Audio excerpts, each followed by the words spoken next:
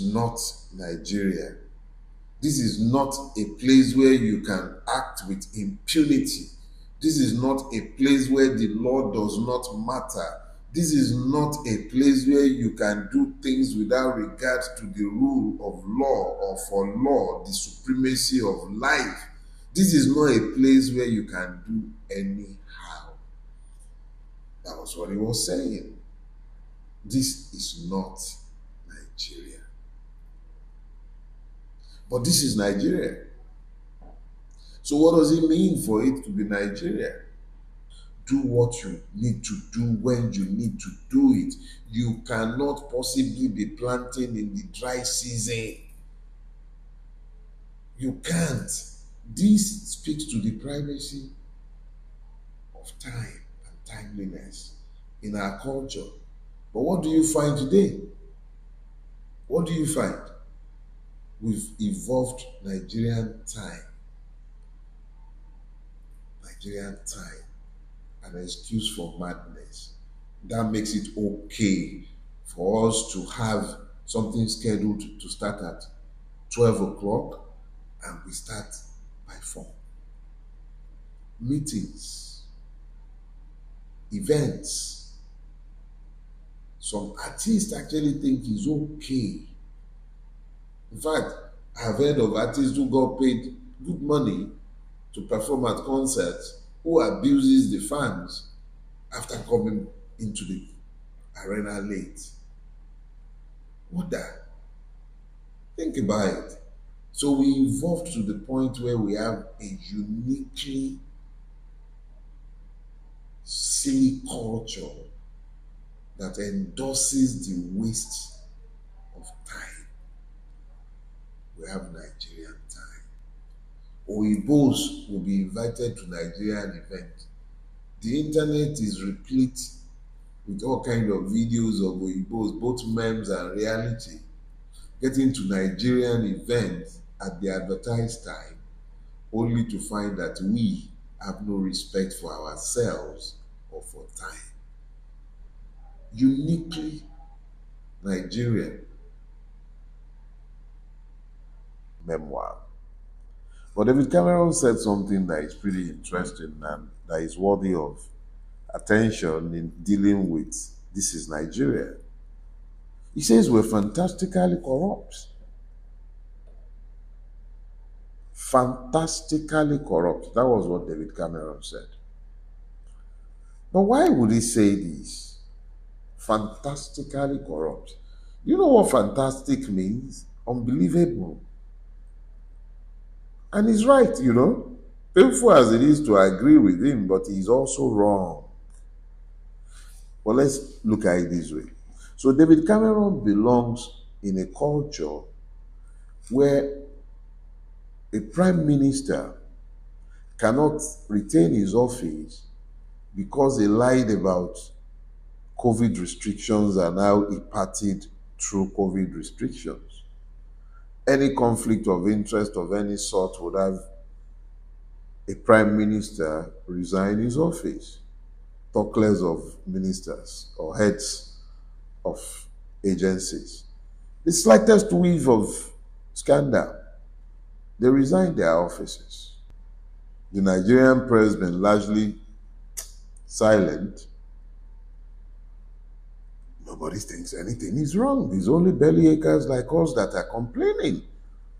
It's fantastic, unbelievable. But is it corruption? Nah, we are not corrupt. Let's stop with all those lies. This is Nigeria. We are beyond corruption. We shouldn't call it corruption. Now, it's got nothing to do with corruption. That's not corruption. That is not corruption. And I dare say, there is no Yoruba word for corruption or Igbo word for corruption for that matter. You might begin to describe it, but nothing in our cultures prepared us for what we are witnessing today. Language is evolutionary. The Yoruba culture never expected what we are seeing in our country today. It didn't envisage Nigeria or the putrefaction that has been normalized in Nigeria. Now, Nah, nah, nah, nah. Don't let nobody fool you. The Nigerian is different from the Yoruba or any of the indigenous nations that are trapped in this catastrophe. If we make laws because of the slaves, we must remember the day when the children of the worthies and kings will be caught by those rules. That will tell you of an egalitarian society where before a law may be said to be law, it must have universal application, which would mean that the same law that will catch the children of the commoners will catch the children of the royals. That was the kind of society that the Yorubas had evolved. So they were not talking about a place devoid of laws. They were talking about a place where the law does not rule. And they did not evolve societies where the law did not rule. They had societies that were governed by laws. Laws governed Yoruba societies. So they were not talking about a place ungoverned by law. But they didn't have Nigeria in contemplation when they were speaking about a place ungoverned by law. But Nigeria is actually the place that they were describing. So Nigeria is not fantastically corrupt, as David Cameron stupidly said. Nah, ignorant man. Or maybe he was just being nice and he didn't want to call out what it was that he could see very clearly in our country. And what is very evident in our country is a complete and total absence of the rule of law. And that is why he wrongly imagined that we as a collective are fantastically corrupt. We are not fantastically corrupt. There are thousands, hundreds of thousands of Nigerians who are languishing in jails, either awaiting trial or have been convicted for crimes that are nowhere near anything as grievous or wicked as the ones that are being committed against them every day by those who purport to rule Nigeria. So we're not fantastically corrupt. It is impunity that has overtaken our land. And this has made madness, abominations normal in the country, Nigeria. Not necessarily because the people themselves are like that, but because impunity means that there are no consequences to the actions and inactions of men and women. And in the absence of sanctions, consequences, what has happened is that we have normalized madness in our country.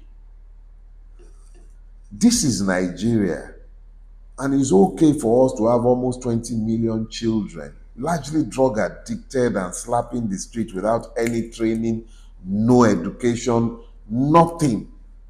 They have no use to themselves, practically no use to society, giving up, thrown away by the society, walking the street. And in the same country, we're busy appropriating money to buy private jets for men who have private jets for themselves to add up to our presidential fleet. We're spending billions buying yachts. We're spending billions constructing car park. We're spending billions building presidential mansions, vice presidential mansions, renovating.